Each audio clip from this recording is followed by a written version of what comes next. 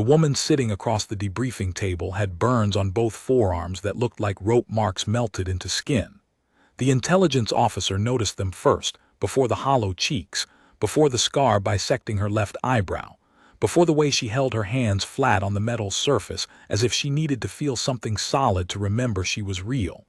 Her name was Marin Cade. She had been a structural engineer on the colony's ship Dawnbreak. She had been missing for 7 years. "Start wherever you want," the officer said. Cade looked at him with eyes that had stopped being young somewhere between the 2nd year and the 3rd. "I'll start with the collar," she said. The Dramathi had come to the Velen Reach on the 4th day of the colony's 2nd harvest. Marin remembered that detail because she had been standing in the fabrication yard when the sky changed color. Not gradually, not the way weather shifts. The sky turned amber in a single pulse, like someone had thrown a filter over the sun, and every piece of equipment in the yard died at the same moment. Power tools, diagnostic tablets, the crane she had been calibrating, everything went dark. She heard the silence first. Then she heard the ships. They came low, close enough that the displacement wake flattened the grain in concentric waves that radiated out from their hulls. Marin counted 7 vessels before she stopped counting.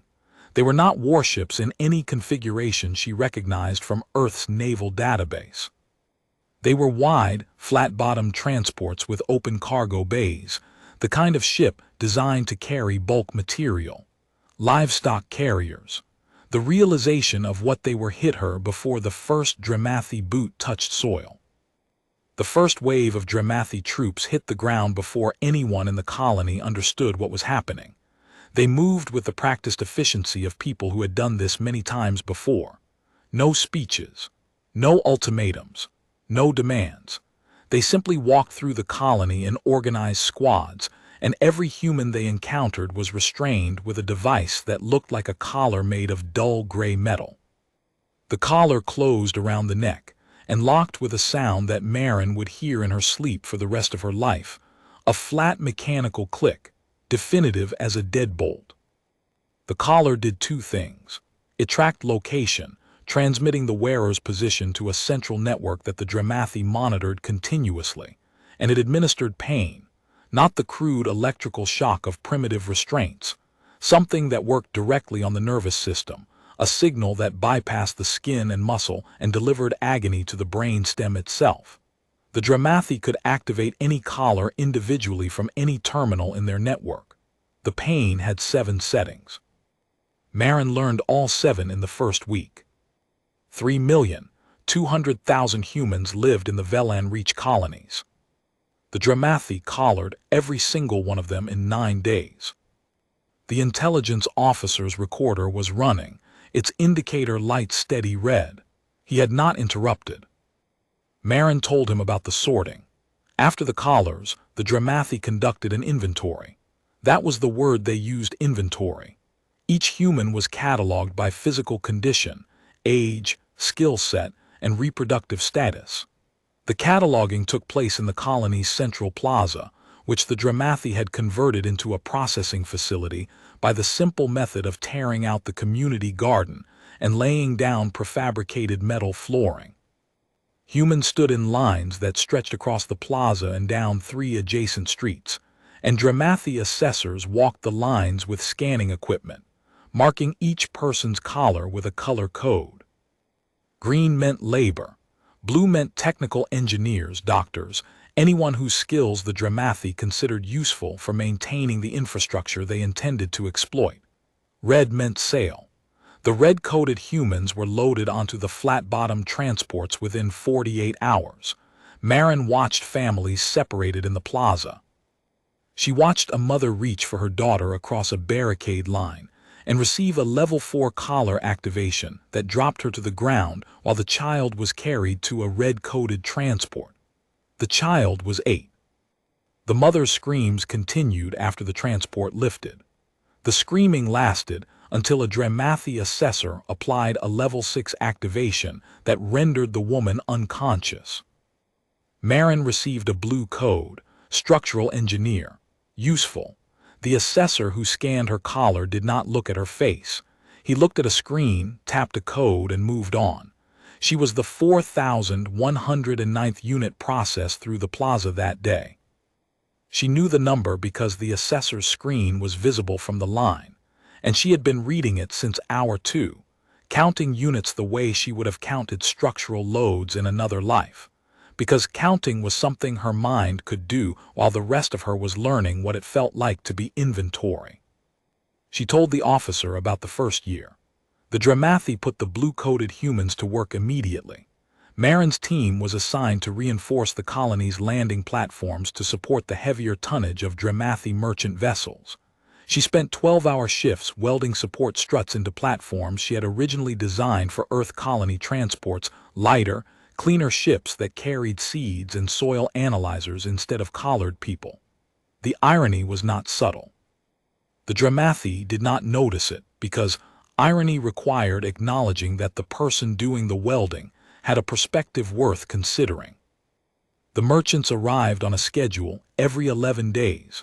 A convoy of traders from across Dramathi-controlled space docked at the platforms Marin's labor had strengthened. They carried goods the Dramathi valued. They left with humans. The red-coated sales continued throughout the first year. Marin learned the terminology the Dramathi used. Humans were stock. The sales were redistribution. The price was calculated per unit based on health, age, and estimated years of productive labor remaining. Children under 12 were sold at a discount because they required a feeding period before they reached productive capacity. The Dramathi did not consider any of this unusual.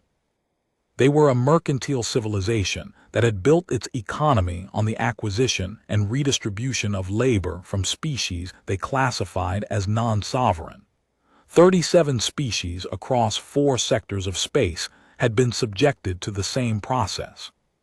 The Dramathi word for it translated roughly as commerce. They called it commerce. The quarterly reports filed by the Velen Reach Station manager to the Dramathi Mercantile Authority used that word 11 times per filing. Marin knew because she had eventually read every one of those reports, but that came later. What came first was the adaptation. The human body, Marin discovered, could learn to live with a collar. The nervous system recalibrated. The baseline of acceptable discomfort shifted. The first time she received a level 3 activation for pausing during a weld to flex her cramping hand, the pain had been blinding. A white-hot seizure that locked every muscle and stole her vision for 3 seconds. By the 6th month, a level 3 was background noise. Her body had learned to anticipate the signal, to brace for it, to metabolize the pain in the same mechanical way it metabolized oxygen. She did not know if this was adaptation or damage. She suspected it was both. The Dramathi knew about the adaptation. Their files contained detailed physiological data on every species they had subjugated: nervous system architecture, pain threshold curves, habituation rates. For humans, the data noted that baseline tolerance to level 3 activations increased approximately 40% over a 6-month period, which was why the standard operating protocol called for escalation to level 4 as the default deterrent after the first quarter. The data was clinical. It was also correct. The Dramathi had 4 centuries of data on how to hurt people efficiently. They had refined the process the way Marin would have refined a structural design, through iteration, testing, and meticulous documentation. She told the officer about the man who changed everything. His name was Terran. Before the Dramathi came, he had been an agricultural logistics coordinator, a man who scheduled planting rotations and managed supply chains for the colony's farming cooperatives. A quiet man, efficient, the kind of person who solved problems with spreadsheets and who spoke in meetings only when he had something precise to say. He had been coded green. Labor. Terran was assigned to a Dramathi mineral extraction site 40 kilometers from the main colony. The site processed raw kethrite ore, a mineral the Dramathi used in their communications hardware. Terran moved rock for 14 months. He learned the site's rhythms, its shift patterns, the exact moments when overseer attention was thinnest. He learned which tunnels had blind spots in the surveillance grid. He learned which overseers were lazy, which were cruel, and which were both. On the 427th day of captivity, he killed a Dramathi overseer with a rock, not in rage. He had waited for the overseer to enter a maintenance tunnel at the shift rotation, when the adjacent corridors were empty and the surveillance feed was cycling through its 60-second blind spot. He struck once. He took the overseer's collar control device. He walked into the ridgeline above the extraction site at a pace that suggested he had rehearsed the route. Within a week, 6 other humans had found him. People who had noticed the same blind spots, the same shift rhythms, and who had been waiting for someone to go first. Within a month, there were 40 humans living in rock shelters in the ridgeline above the extraction site, wearing collars that could track them but could not thanks to a jammer Terk had built from the dead overseer's own components hurt them. 40 people who had decided that the risk of living in a cave with a price on their necks was preferable to the certainty of living in a labor camp with a price on their bodies. The Dramathi did not search for them. The station manager noted the discrepancy in the quarterly inventory 40 units unaccounted for at the extraction site and filed it as presumed mortality due to mining accident. The numbers added up. The Dramathi trusted their numbers the way they trusted their collars, with the absolute confidence of a species that had never encountered a variable their systems could not account for. Marin paused. The intelligence officer waited.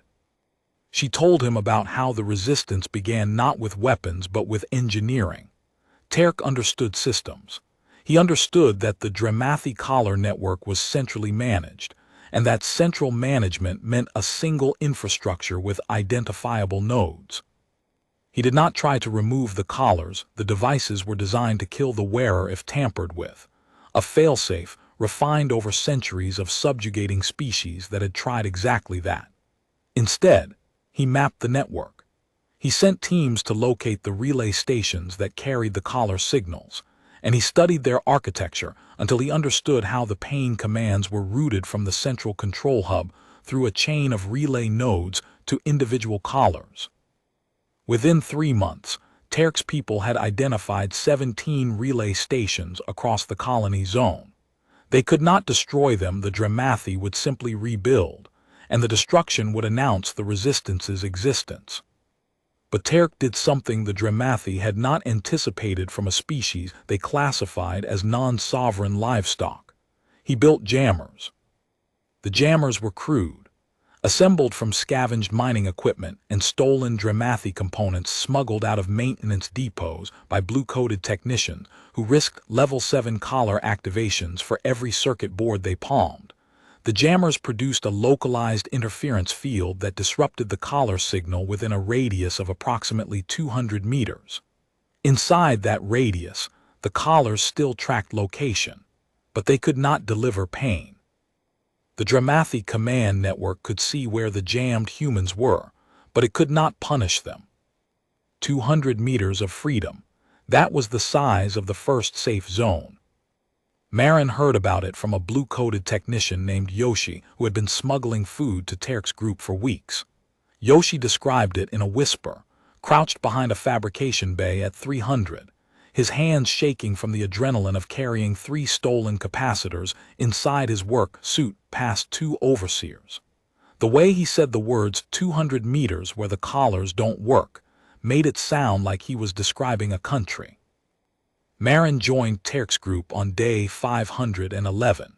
She left her blue-coated assignment by walking into a maintenance tunnel beneath the landing platform she had reinforced, crawling through 300 meters of drainage conduit, and emerging in the scrubland north of the colony perimeter. A man she did not know was waiting at the conduit exit with a collar jammer the size of a canteen clipped to his belt. He nodded once and led her into the ridgeline without speaking. The camp was not what she expected. There was no flag, no speeches, no dramatic campfire where the resistance leader rallied the faithful. There were 57 people living in dispersed shelters cut into the rock face of a ravine, organized into teams with specific functions. Foragers who gathered edible vegetation and trapped small game. Scouts who maintained a continuous watch on Dramathi patrol routes. Jammer technicians who built and maintained the interference network. Intelligence collectors who maintained contact with blue-coated humans still inside the colony. Terk ran the operation from a shallow cave with a stolen Dramathi data terminal propped on a rock shelf. He looked thinner than Marin remembered. His hands were scarred from the extraction site. His eyes were steady. "You're a structural engineer," he said. It was not a question. "Yes. I need someone who can read Dramathi construction schematics." "I can learn. You have 3 days."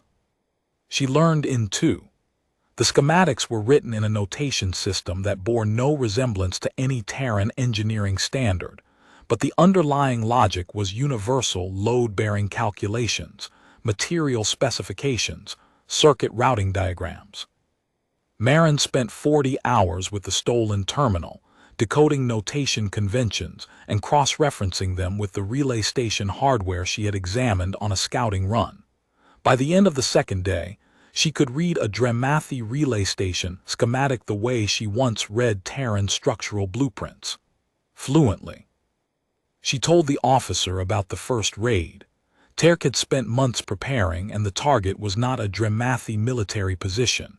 It was a relay station Node 11 in the Collar network, a squat concrete installation on a hilltop 12 kilometers from the camp.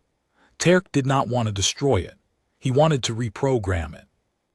The raid took 11 minutes, 8 people, 4 on watch, 4 inside.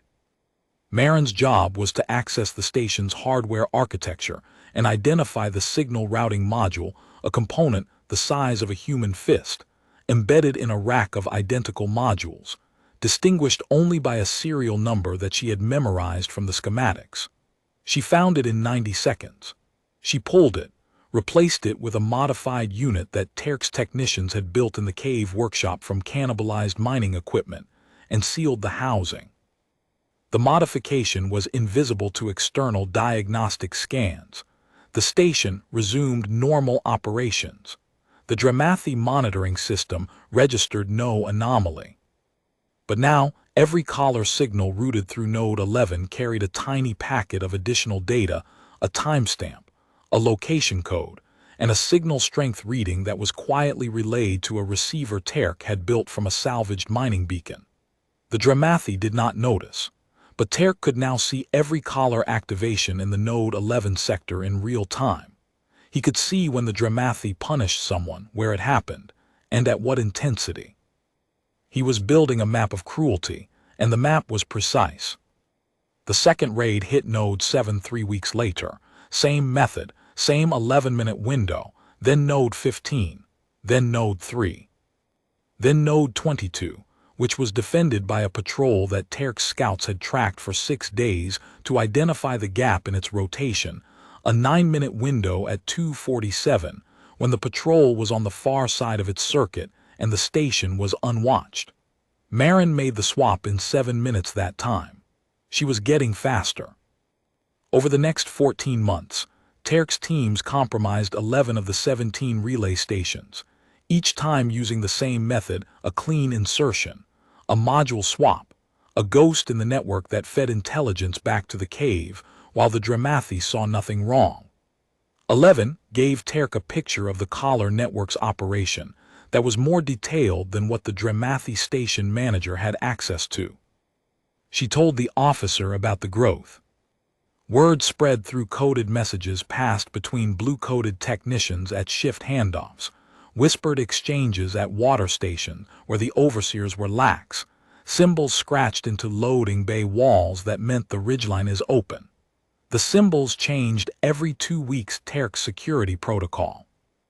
Humans trickled out of the colony in 1s and 2s, slipping through maintenance tunnels and drainage conduits and gaps in the perimeter that the Dramathi had not bothered to patrol because livestock, in their experience, did not escape. The Dramathi had subjugated 37 species. None had ever organized a resistance. The concept was not in their operational database. It was not in their imagination. By the end of the second year, Terran's force numbered 312. By the end of the third, 800. They spread across the ridgeline in a network of dispersed camps connected by paths that followed the terrain's natural contours, invisible from above and undetectable by Dramathi sensors calibrated to find metal and power signatures, not humans carrying stone tools and wearing collar jammers made of scavenged wire. They did not attack the Dramathi. Not yet. Terran was patient with a patience that Merrin found terrifying because it was not the patience of someone waiting for the right moment. It was the patience of someone who had already decided what the end would look like and was simply building the machinery to produce it. He trained his people in small unit tactics adapted from Earth military doctrine that he had memorized from training manuals before the invasion. He organized supply lines through 3 separate ravines. He built a workshop that produced jammers, communication devices, and simple weapons, crossbows with bolts hardened in a forge built from mining debris, slings, chemical incendiaries made from mining reagents. He mapped every Dramathi installation in the colony zone, every guard post, every patrol route, every supply depot, every overseer barracks. And he sent a signal. Merrin told the officer about the signal. On day 1096, 3 years into the occupation, Terran's communications team completed a project they had been working on for 8 months. Using components stripped from 6 compromised relay stations and a power supply scavenged from an abandoned mining generator, they built a transmitter capable of reaching a frequency that the Dramathi did not monitor, because no species they had ever subjugated had possessed the technical knowledge to use it. The frequency was a Terran Navy emergency band. The signal was compressed, encrypted, and transmitted in a burst that lasted 0.4 seconds.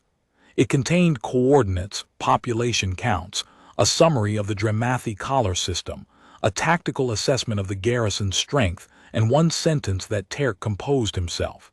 3 million humans in chains. Come get us. The signal crossed 217 light-years of space. It reached a Terran Navy listening post on the edge of the Corvin exclusion zone on day 1098. The post's duty officer flagged it as a potential ghost signal. Protocol required verification.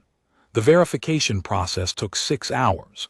At the end of those 6 hours, 3 admirals were in a room at Fleet Command, and none of them were sitting down. Merrin did not know any of that at the time. She knew only that Terran had sent the signal and that he had told her the response time would be long. Months, perhaps, maybe longer. They would have to survive until the answer came. She told the officer about years 4 and 5. The Dramathi continued their operations. The merchant convoys docked every 11 days. Humans continued to be sold. The collar network operated with the casual, administrative frequency that characterized everything the Dramathi did. A level 3 activation for slow work pace. A level 5 for attempting to communicate between work groups. A level 7, the maximum for attempting to damage Dramathi equipment or physically resist a handler. The level 7 was rare. It did not need to be common. One level 7 activation, administered publicly, was sufficient to condition an entire work group for months. The Dramathi understood compliance psychology, the way a butcher understands anatomy, through centuries of practice. Merrin watched the sails from the ridgeline through binoculars she had assembled from mining optics. She could see the loading platform she had built. She could see the red-coated lines filing into the transports. She could see the children being led up the ramps by handlers who held their collar control devices casually, the way a person holds a leash. Terran watched too, every convoy, every sail. He kept records in a ledger made from pressed bark, writing in a shorthand only he could read. Names, dates, transport identifiers, buyer designations, every transaction documented with the same precision he had once applied to planting schedules and supply chains. Merrin asked him once why he kept the ledger. Evidence, he said. For who? He looked at her with eyes that had gone quiet and hard in a way that reminded her of something she had once read about old soldiers, that the dangerous ones were not the ones who raged, but the ones who stopped. For everyone, he said. In the 5th year, the Dramathi killed someone Marin knew, a blue-coated water systems technician named Gretchen Halt, who had been part of the smuggling network for 2 years. Halt had been carrying a jammer component inside a hollowed-out pipe fitting when an overseer selected her for a random equipment inspection. The overseer found the component. The Dramathi did not interrogate Halt. They classified her action as Category 7 physical interference with Dramathi communications infrastructure and applied the standard response, a Level 7 collar activation sustained for 4 minutes. The human nervous system is not designed to endure Level 7 for 4 minutes. Halt's heart stopped at minute 2. The Dramathi filed her death as inventory loss and adjusted the quarterly population count downward by 1. Marin received the report that evening. She read it in the cave, sitting on the rock shelf where she kept her tools. She read the name and the cause of death and the clinical notation about the population adjustment. Then she folded the report and placed it in the intelligence file and went back to work on the jammer she was building. Her hands were steady. They had learned to be steady the same way the rest of her had learned to be steady, through the cold, deliberate process of converting every feeling that could not help into something that could. Terk added Halt's name to the ledger, entry 4217. In the 5th year, the Dramathi also expanded their operations. A new mercantile authority directive authorized what it called secondary market development. The station manager was instructed to increase human output by 15% to meet growing demand in the coreward sectors. The demand was primarily for domestic and personal service labor categories that skewed toward younger, healthier stock. The station manager complied by lowering the minimum sale age from 12 to 9. Marin watched through the mining optics as the first convoy under the new directive departed. The red-coated line included children she could identify by size alone as under 12. Some were walking. Some were being carried by older children who had been coded red, alongside them siblings or friends or strangers who had decided that carrying a smaller child up a ramp was something they could still do. The handlers did not interfere with the carrying. It made the loading process faster. Terk watched beside her. He did not speak. He wrote in the ledger. When the transport's ramp closed and the hull seal engaged, Marin heard the atmospheric pressurization cycle, a deep, mechanical hiss that meant the ship was ready for departure. Terk closed the ledger and looked at her. 14 compromised nodes, he said. 2,000 fighters. Complete intelligence map. Supply lines in 3 ravines. Jammers functional across 60% of the colony zone. Marin waited. It's not enough to free them, he said. It's enough to survive until someone who can. That was the closest Terk ever came to expressing doubt, and Marin understood it was not doubt at all. It was arithmetic. 2,000 people with crossbows and chemical incendiaries could not defeat 14,000 Dramathi troops with energy weapons and an orbital garrison.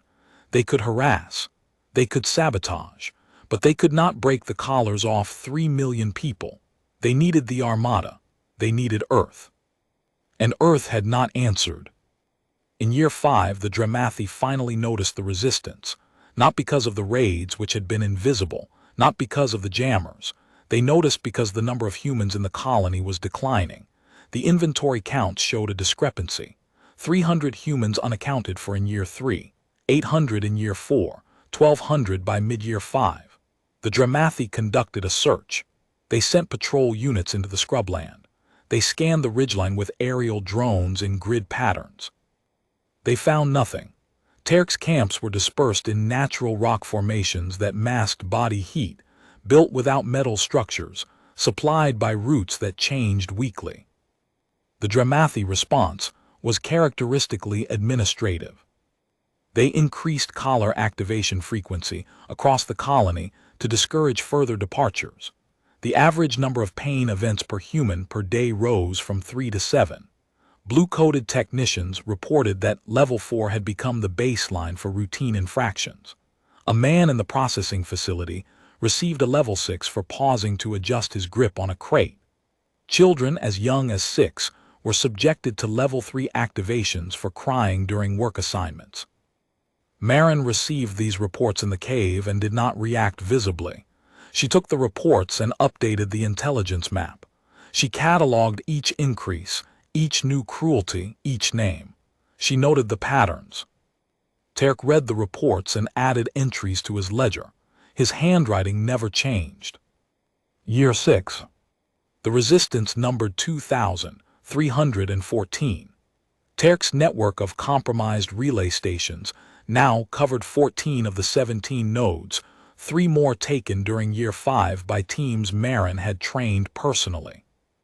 His intelligence picture of the Dramathi operation was more complete than the Dramathi's own. He knew convoy schedules before the captains received them, knew inventory discrepancies before the auditors found them, knew the names of every overseer in the colony zone and the specific cruelties each one preferred.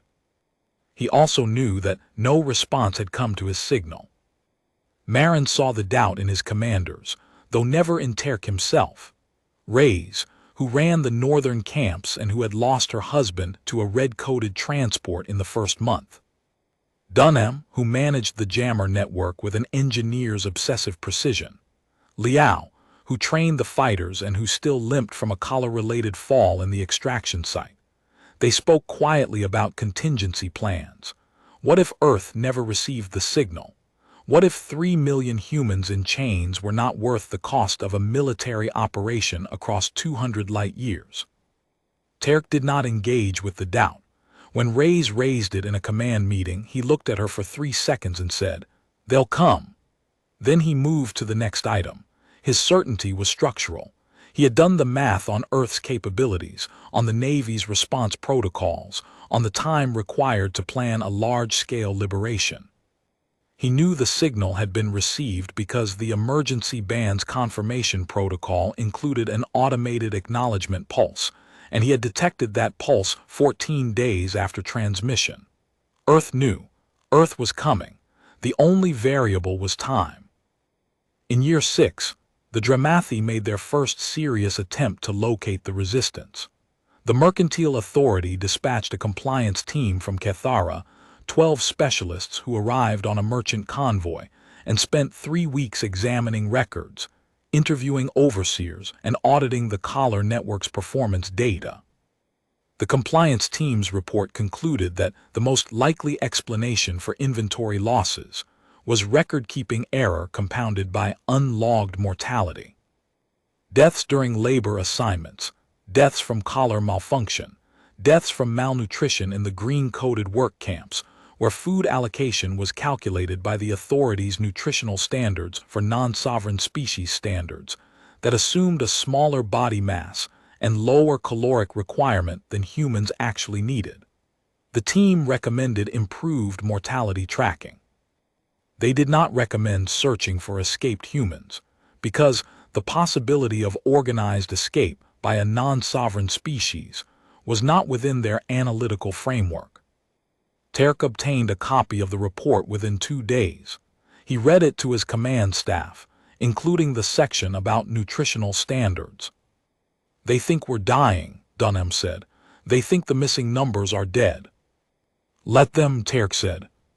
While the station manager was occupied with auditors, Terk's teams compromised the 15th relay station Node 9, which controlled the collar network for the southern agricultural sector. Marin did it herself, crawling through a ventilation shaft she had scouted 3 months earlier, working by touch in the dark. She emerged with scrapes on her elbows and 15 of 17 stations compromised. In the 6th year, Marin also began training others to read Dramathi schematics. She trained 4 people. The training mattered in month 7, when the Dramathi upgraded 3 relay stations with new hardware that used a different module configuration. Marin spent 11 days reverse engineering the new configuration from fragments recovered from a maintenance depot's waste disposal, then built new swap modules. The 4 trainees assisted, working in shifts, 20 hours a day. The new modules were installed on day 20 of the upgrade crisis. The gap was closed. In the 7th year's first month, Terran's intelligence network detected something that changed the texture of the waiting. The Dramathi Mercantile Authority transmitted a directive instructing the station manager to prepare for a significant expansion. A second processing facility was to be built. Additional transport capacity allocated 4 new carriers assigned to the Velan Reach route. The expansion was prompted by a trade agreement with a species called the Nekthari, who had expressed interest in acquiring human labor in quantities the current facility could not supply. The Nekthari order was for 100,000 units, annual. Marin read the intercepted directive and felt something shift behind her sternum, not rage, which she had long ago processed into fuel, but a cold, geometric clarity about what would happen if Earth's answer did not come soon. The machine that had consumed 640,000 humans over 7 years was about to accelerate, driven by market demand, by a customer placing a bulk order the way a manufacturer orders raw material. Terran read the same directive. He sat with it for 10 minutes longer than Marin had ever seen him sit with anything. Then he sent a second signal. Different frequency, not the Navy emergency band, which might have been compromised, but a civilian deep space communication channel. The message was shorter: updated population data, the Nekthari expansion directive, and 2 words: time critical. The signal went out on day 2312, 97 days before the sky turned white. Year 7, day 2409. Marin was in the workshop when the sky changed color again. Not amber this time, white. A flash so intense that she saw it through the rock ceiling of the cave, a pulse of light that turned the air itself into a conductor and sent a crackling discharge through every piece of metal in the workshop. She dropped the jammer she was assembling and ran for the cave mouth. The sky above the ridgeline was full of ships. Not Dramathi ships. These were angular, aggressive, built with the functional brutality of machines designed for one purpose. Their hulls were dark gray, pockmarked with weapons arrays and sensor blisters, and they moved with a speed and coordination that made the Dramathi transports look like barges. They came through the atmosphere in waves, hundreds of them, then thousands, dropping through the cloud layer in formations so tight that their engine trails merged into continuous bands of white heat across the lavender sky. The Pyre Armada had arrived. Marin stood at the mouth of the cave and watched the largest military operation in Terran history unfold above the colony she had helped build, and the Dramathi had turned into a livestock facility. 12,000 warships, 400 troop transports, 96 electronic warfare platforms that had preceded the fleet by 4 hours, silently dismantling the Dramathi's communication network, sensor grid, and collar control system in a cascade of precision cyberattacks that left the Dramathi command structure blind and deaf before the first warship broke atmosphere. The collars stopped working at 6:14. Every collar in the colony zone, 3 million of them, went dark simultaneously. The pain stopped. The tracking stopped. 3 million humans felt the devices around their necks go inert, felt the weight of the metal change from the weight of a weapon to the weight of dead hardware, and for 3 seconds the entire colony was silent because no one understood what had happened. Then someone screamed, not in pain. In something that sounded like pain's opposite, a sound that Marin had never heard before and would never be able to describe adequately. A sound that 3 million people made when the thing that had hurt them every day for 7 years suddenly stopped. She told the officer about the ground assault. The Pyre Armada did not begin with bombardment. Earth's commanders had spent 8 months planning the operation after receiving Terran's signal, And every plan had been built around one constraint: 3 million human hostages wearing collars that could be remotely detonated. The electronic warfare platforms had neutralized the collar network before the first boot hit dirt, but the ground assault was still conducted with a precision that prioritized civilian safety above speed, above efficiency, above every other tactical consideration. The Terran Marines landed in 4 waves.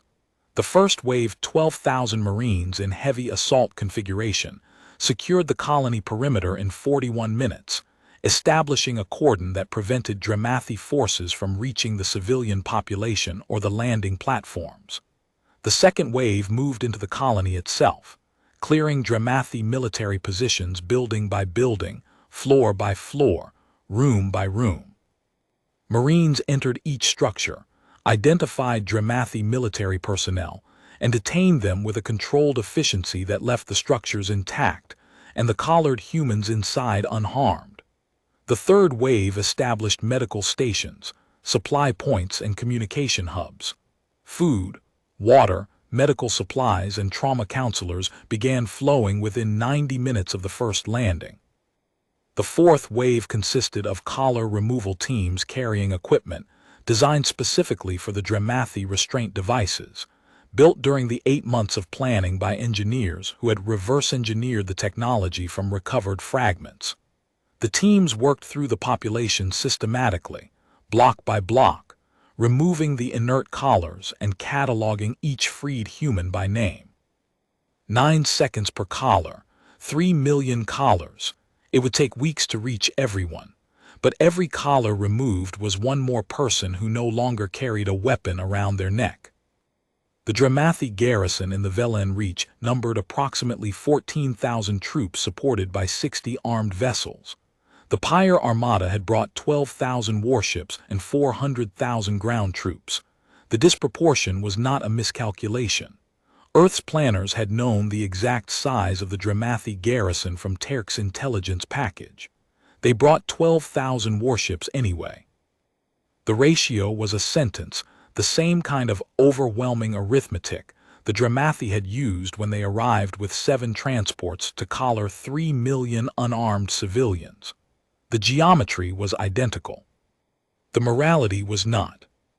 Marin watched the Marines move through the colony from a vantage point on the ridgeline. She watched them clear the fabrication yard where she had once calibrated cranes.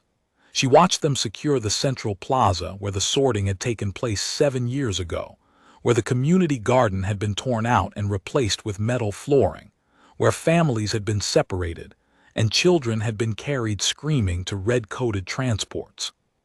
She guided a Marine platoon through the drainage conduit system she had crawled through 6 years earlier to escape. The Marines moved through the tunnels with a speed and precision that turned the infrastructure Marin had memorized into a weapon against the garrison. Dramathi guard posts positioned to control the colony streets were bypassed entirely. Marines emerged behind them, inside them, above them. The Dramathi had built their defense around the assumption that threats came from outside the perimeter. The resistance had been inside the perimeter for 7 years. At hour 6, the Dramathi station manager attempted to negotiate. He transmitted a message offering to release all collared humans in exchange for safe passage for Dramathi personnel. The message was received, logged, and not answered. The Marines continued clearing. At hour 9, the last Dramathi armed vessel, a merchant escort corvette, docked at Platform 7. The platform Marin had reinforced in the first year attempted to lift off. The Armada's orbital picket disabled its engines with a single precision shot. The corvette settled back onto the platform, its crew emerging with their hands raised. By hour 14, every Dramathi military position in the Velen Reach had been neutralized. 60 armed vessels destroyed or captured.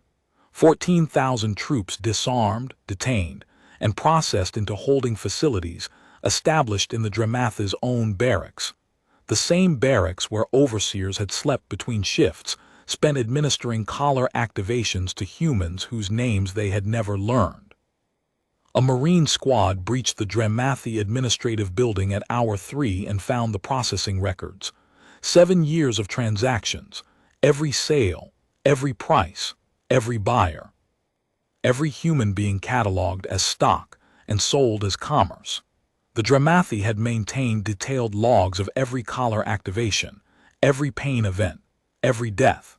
They had kept inventories of children born in captivity and children sold before their second birthday. They had filed quarterly reports to the Mercantile Authority, noting the operation's profitability and requesting authorization to expand into adjacent human-settled systems. The Marine commander who found the records, a major named Akwu who had commanded assault operations on 3 worlds, sealed the building and posted a permanent guard. She requested a signals officer and transmitted a priority summary of the record's contents to the flagship. The summary covered the first 3 months. There were 84 months remaining. "Tell the Admiral to send historians," Akwu said, "and prosecutors, a lot of prosecutors." She told the officer about Terk's role. When the Armada arrived, Terk's 2,000 fighters had been in position for 3 days, deployed to locations he had selected years in advance. They did not fight alongside the Marines, they were not soldiers, and Terk had no intention of wasting the people he had kept alive for 7 years in firefights that trained professionals could handle. Instead, they served as guides. Every Marine unit that entered the colony zone was met by one of Terk's people, someone who knew every building's layout, every tunnel's path, every Dramathi defensive position, every booby-trapped corridor. Terk's intelligence network became the Marines' operational map. The Marine battalion commander who received Terk's briefing package said it was the most detailed hostile territory assessment she had ever seen. But the Pyre Armada had not come only for the Velen Reach. She told the officer about the second phase. While the ground assault liberated the colonies, the Armada's main fleet had pushed past the Velen Reach and into Dramathi core space.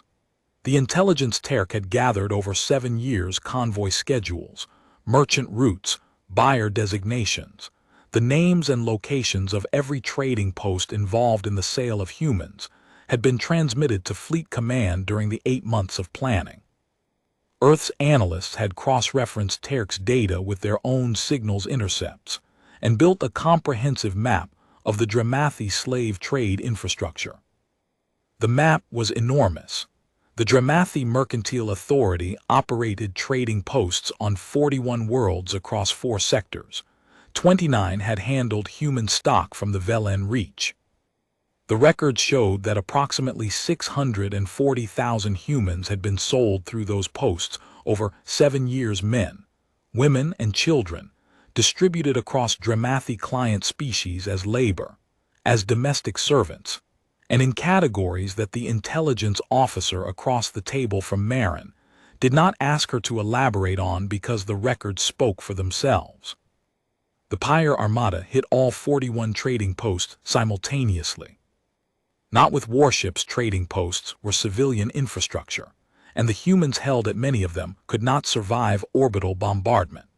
The posts were taken by Marine assault teams, the same building-by-building precision that had cleared the Velen Reach, replicated 41 times across 4 sectors in a coordinated operation, requiring 12,000 ships to arrive at 41 locations within a 90-second synchronization window. Each post was seized, its personnel detained, its records preserved, and its human captives freed. Trading Post Cathara 7, the largest in the network, held 11,000 humans in a facility that resembled a warehouse district, rows of dormitory blocks surrounded by processing centers where humans were cleaned, assessed, and prepared for sale. The Marine team that breached Cathara 7 found the dormitory doors locked from the outside. When the doors opened and Marines in Terran combat armor stood in the doorway, several captives, humans who had been held for years, sold and resold, did not react. They sat on their bunks and waited, because they had learned that when a door opened and armed figures appeared, nothing good followed. The Marines had been briefed for this. The first Marine through the door at Cathara 7 removed her helmet, knelt to eye level with the nearest captive and said 4 words, "We're from Earth, you're free." The captive stared at her for 11 seconds. Then he began to cry. He was 43 years old. He had been captured in the first month and sold through 3 posts over 7 years. His collar had been activated an average of 9 times per day. His inventory code was VR00478821. His name was David Assant, and he had not heard anyone speak his name in 4 years. 412,000 humans were recovered from the trading posts. 228,000 had been sold onward to buyers that Earth's forces could not reach immediately, buyers in systems beyond the Dramath's direct control. Their names were recorded. Their locations were tracked. The recoveries would continue for years. She told the officer about the Dramathi Mercantile Authority itself. The authority's headquarters was a station in the Cathara system, an orbital complex the size of a small city, staffed by 12,000 administrators and traders who managed the commercial operations of a species that had built its civilization on the purchase and sale of other people. The authority had existed for 4 centuries. It had processed the subjugation of 37 species. The Pyre Armada's flagship, the 10 Calcination, took position above the authority station at hour 16. Admiral Vasquez transmitted a single message to the governing board, not an ultimatum, a notification. The Dramathi Mercantile Authority was dissolved, effective immediately.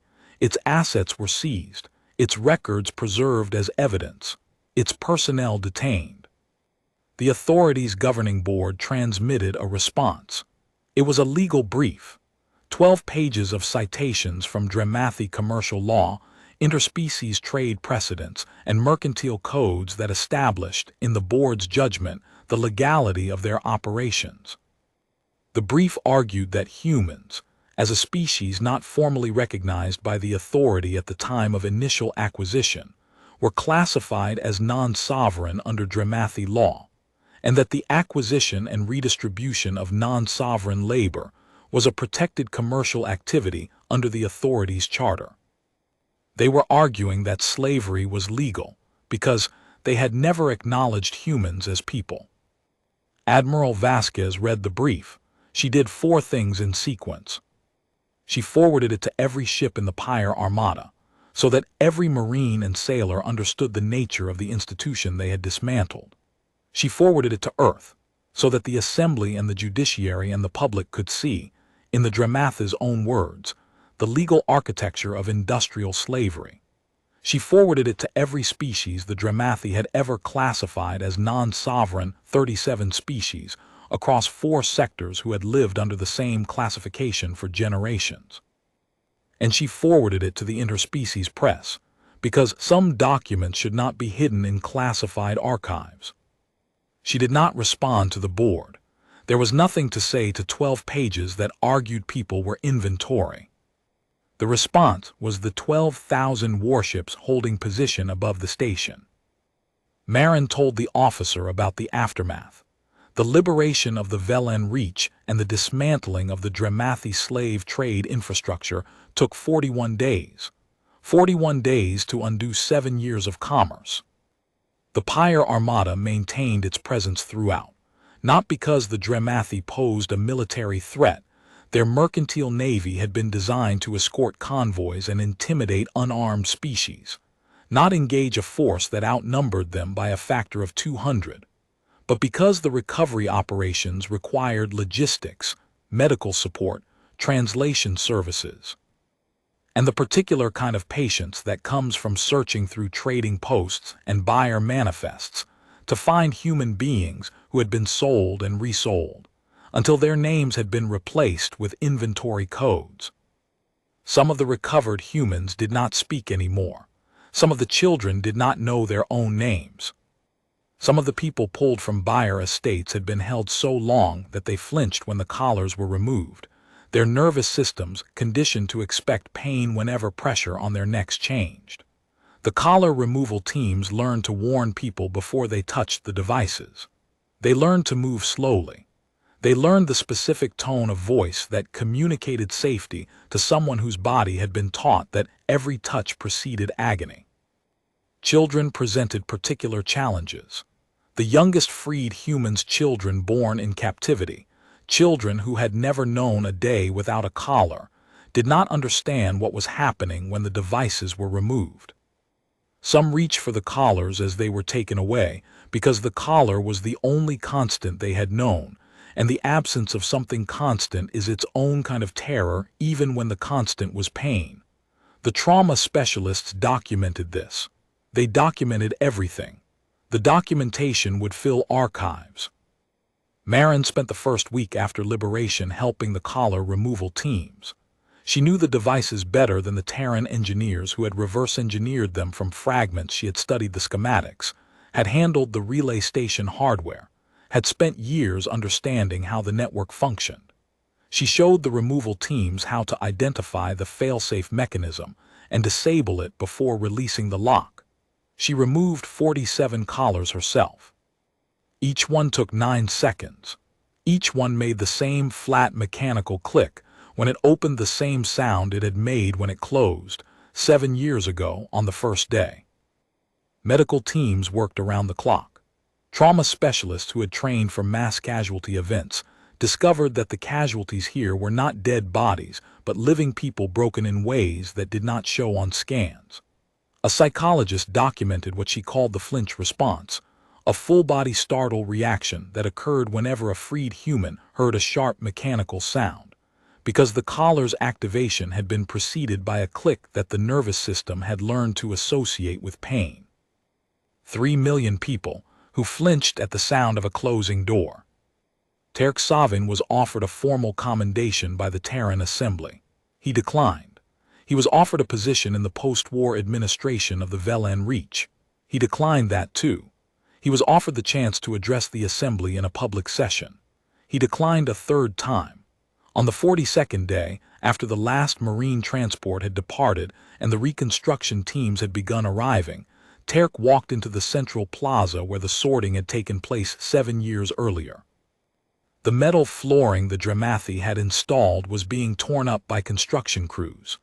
Underneath it, buried under prefabricated panels and compressed soil, the roots of the community garden's trees were still alive. Marin was there when he knelt beside the exposed root system and put his hand on the bark. She did not speak. There was nothing to add to the image of a man who had organized a resistance of 2,000 people with rocks and scavenged wire, and a patience colder than anything the Dramathi had ever encountered in 37 species of subjugation, who had sent a signal across 217 light years and held his people together for 3.5 years waiting for the answer, kneeling in the dirt where a garden used to be and finding that the roots had survived. The intelligence officer waited. The recorder continued. Marin told him the last part. The Dramathi Mercantile Authority's governing board was tried before an interspecies tribunal that included representatives from 9 of the 37 species the Dramathi had previously subjugated. The trial lasted 6 months. The evidence filled 17,000 indexed files, transaction records, collar activation logs, buyer manifests, overseer reports, quarterly profit statements, the legal briefs that classified sentient beings as non-sovereign stock. Terran's ledger, the bark-pressed book of names and dates and transaction codes that he had maintained for 7 years in a cave on a ridgeline, was entered as Exhibit 1. The tribunal's verdict was unanimous. The Dramathi Mercantile Authority was declared a criminal enterprise. Its charter was permanently revoked. Every member of its governing board was found personally liable for the enslavement and trafficking of sentient beings across 4 centuries and 37 species. The Dramathi species was placed under indefinite military supervision, its capacity to build armed vessels restricted to system defense craft, its trading operations subject to external audit in perpetuity. Reparations were assessed at a scale that would reshape the Dramathi economy for a century. The 37 species that had lived under Dramathi commercial subjugation began, one by one, to file their own claims. The Thessari, classified as non-sovereign for 200 years, submitted a claim referencing 61 million individual transactions. The Vekori, who had lost 3/4 of their population to Dramathi labor markets over a century, submitted a claim 11,000 pages long. The tribunal was still in session 3 years later, processing a backlog of grievances that stretched back 4 centuries. The Dramathi Defense Council argued throughout that the authority had operated within established commercial law. They cited precedent. They cited custom. They cited the fact that 37 species had been processed without any external power intervening.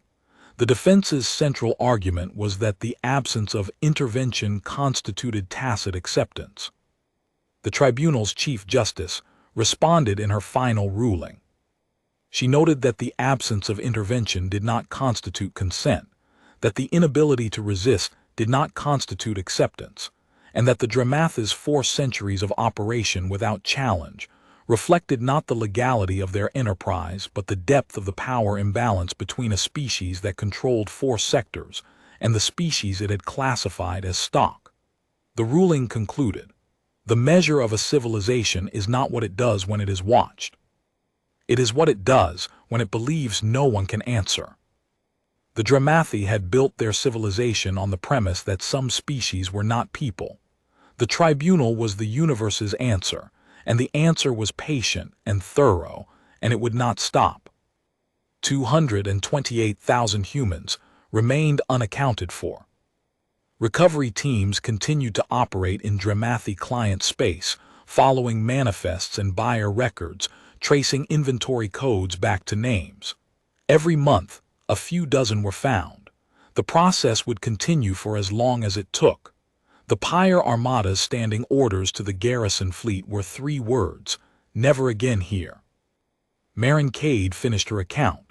The intelligence officer sat with the silence for a moment, then asked the question that protocols required. "Is there anything else you want to add for the record?" Marin looked at the burns on her forearms. She ran one thumb along the scar tissue, a gesture so practiced it was clearly unconscious, something she had done 1,000 times while the collar was still active and would probably do for the rest of her life. "They had a word for us," she said. "In their manifests, in their quarterly reports, in their legal briefs and their trade precedents and their 4 centuries of records. They had a word for every species they collared and sold and worked until they broke. The word was stock, non-sovereign stock. That's what they called 3 million people growing wheat under a lavender sky." She looked up. "The roots survived," she said. "Under the metal and the dirt and 7 years of collars, the roots survived. That's what I want on the record." The officer noted it. Marin Cade stood, and the burns on her forearms caught the light, and she walked out of the debriefing room into a corridor where the air did not hurt to breathe, and the weight around her neck was only memory.